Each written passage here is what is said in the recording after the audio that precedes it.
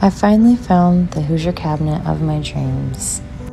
I'll give you a quick little tour of all of the compartments in it. Here is the flour bin, and here is the cute little sifter for when I'm baking my bread or baking at all, and for my sourdough starter that I have right here in the cabinet, as well as all of the other things for baking.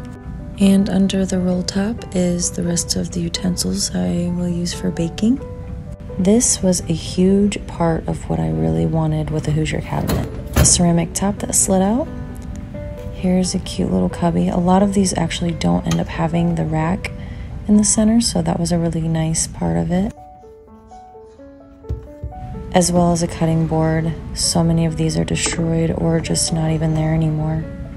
When I got this, the drawers were restored, so that was a really nice touch. A lot of these are in really rough shape.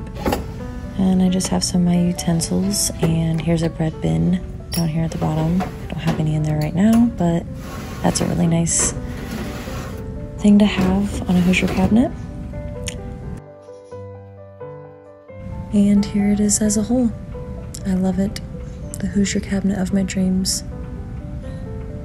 Very fitting, being a Hoosier myself. Well, I hope that you liked the tour of my Hoosier Cabinet, and I appreciate you being here.